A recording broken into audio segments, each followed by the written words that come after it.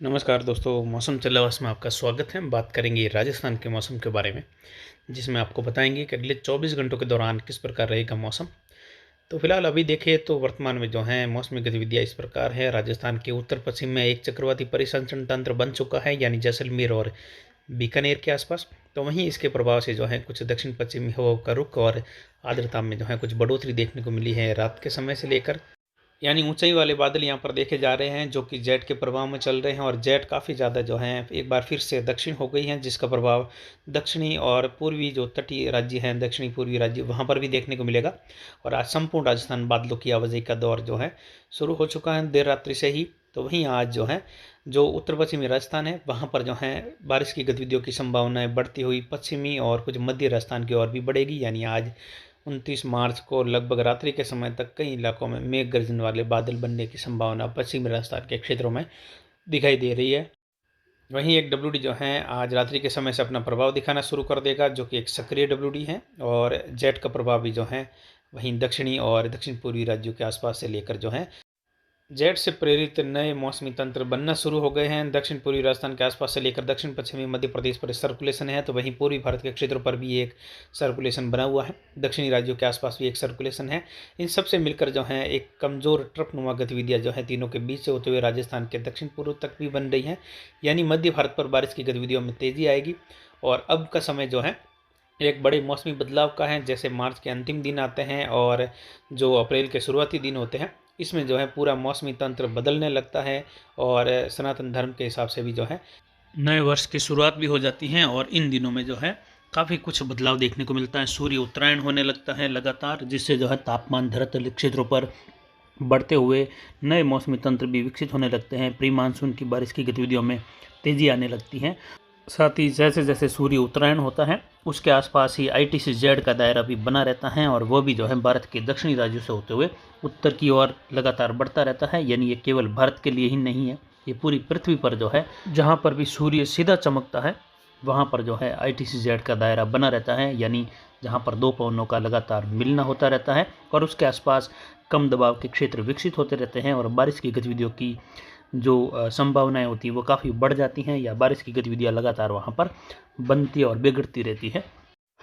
यानी अब जैसे जैसे अप्रैल की शुरुआत होगी तो कई सारे मौसमी पैटर्न जो हैं बनते और बिगड़ते रहेंगे, जिसमें ये राज्यों में भी अलग अलग रहेंगे। तो कुछ जो है छोटे जिले के हिसाब से भी मैक्रो क्लाइमेटिक गतिविधियां बनती और बिगड़ती रहेगी, जिसको माइक्रो क्लाइमेट कहते हैं। और माइक्रो क्लाइमेट में जो है स्थानीय मौसमी गतिविधियों के कारण भी कई जगहों पर मेघ गर्जन और खंड वर्षा का दौर देखने को मिल जाता है, जबकि बड़े दायरे बिल्कुल ही शुष्क बने रह जाते हैं। कोई बड़ा मौसमी पैटर्न बदलाव भी नहीं आता, या बड़ा मौसमी बदलाव या बड़ी मौसमी गतिविधियां भी नहीं उभरती हैं। छोटे से मैक्रो क्लाइमेट के कारण भी बारिश की गतिविधियां कुछ जगहों पर देखने को मिल जाती हैं। तो वह मैक्रो क्लाइमेट के कारण होती हैं। स्थानीय हवाओं में मौजूद नमी और वहाँ पर बनने वाले छोटे सर्कुलेशन या स्थानीय कम दबाव का क्षेत्र कभी भी कहीं पर भी उभरता रहता है। यानी एक ही अगर तहसील की बात करें तो छोटे बड़े इलाकों में कभी कहीं उच्च दबाव बन जाता है, कहीं निम्न दबाव बन जाता है। ये अगर छोटे लेवल पर जाकर अगर देखें तो इस प्रकार की घटनाएं भी होती रहती है। और मौसम चलावास ऐसी ही घटनाओं पर विशेष ध्यान देते हुए जो है अपना जो अध्ययन है वह लगातार जारी रखता है। तो यहाँ पर देखें तो पिछले 24 घंटों के दौरान चेलावास मारवाड़ जंक्शन में अधिकतम तापमान 37.23 डिग्री सेल्सियस दर्ज किया गया, जबकि जो न्यूनतम तापमान है 14.19 डिग्री सेल्सियस रहा। अधिकतम आर्द्रता 52% दर्ज की गई, और न्यूनतम आर्द्रता 16.50% दर्ज की गई। वायु दबाव 1014 मिलीबार के आसपास है, जो अब घटने लगा है। यानी अगले 2 दिनों में वायु दबाव 1009 मिलीबार तक पहुंच जाएगा, जिससे एक बार पुनः जो है माहौल पूरा मौसमी गतिविधियों वाला, मेघ गर्जन वाला, अंधड़ या आंधी तूफान वाला, ओलावृष्टि वाली गतिविधियों वाला जो है बनने लगेगा, क्योंकि अचानक से ही दबाव में जो है कमी आ रही है।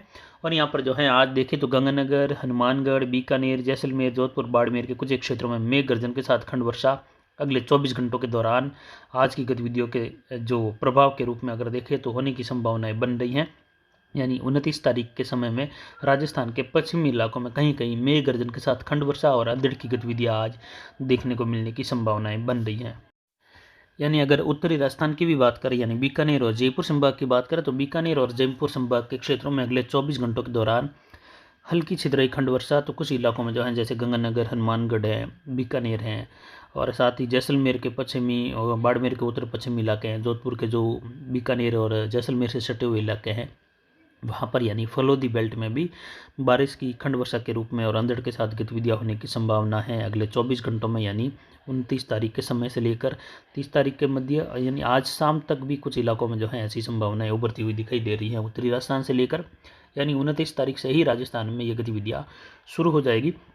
वहीं 30 तारीख के समय में देखें तो उदयपुर के क्षेत्रों से लेकर कुछ उत्तर पूर्वी गुजरात के इलाकों में भी, और जो दक्षिण पश्चिमी दक्षिण पूर्वी क्षेत्र हैं, जोधपुर संभाग के उन इलाकों में भी कुछ छुटपुट खंड वर्षा की संभावनाएं, रात्रि के समय में बौछारें गिरने की संभावनाएं बन रही हैं। तो किसान भाइयों के लिए सलाह है कि शाम तक जो है जो भी कटी हुई फसलें पड़ी हैं उसको इकट्ठा करके ढक लेवे, या फिर जो है उसको थ्रेसिंग करने का कार्य आज ज़रूर करें। और आज जिनके अगर रह जाता है, जैसे कुछ जोधपुर संभाग के दक्षिण मध्य इलाके हैं, वहाँ पर जो है कल सुबह ही सही समय पर जो है फसलें इकट्ठा करते हुए थ्रेसिंग करने का कार्य करें, यानी दोपहर के पहले पहले ये कार्य निपटा लेवे। दोपहर के बाद में अधिक मौसम बिगड़ेगा पूरे राजस्थान के क्षेत्रों में, जिसमें जयपुर, जोधपुर, बीकानेर, अजमेर, कोटा, उदयपुर और भरतपुर संभाग के क्षेत्रों में अधिकतर भागों में मेघ गर्जन होने और खंड वर्षा हल्की मध्यम से तेज, तो कहीं ओलावृष्टि, कहीं अंधड़ की गति देखने को मिलने वाली हैं, जिससे फसल खराबा अब आखिरी समय में भी हो सकता है। तो किसान भाई जो हैं लगभग अब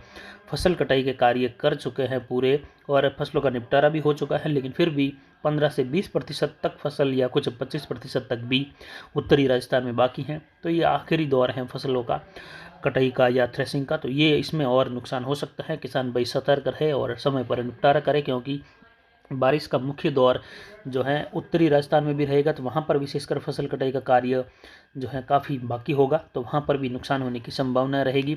अंधड़ की गतिविधियाँ, ओलावृष्टि की गतिविधियाँ भी रहेगी, जिसकी विस्तृत जानकारी शाम के वीडियो में भी देने की कोशिश करेंगे। तो फिलहाल अभी की जानकारी के लिए इतना ही, आगे की जानकारी के लिए बने रहे हमारे चैनल पर। नमस्कार, जय हिंद, जय भारत।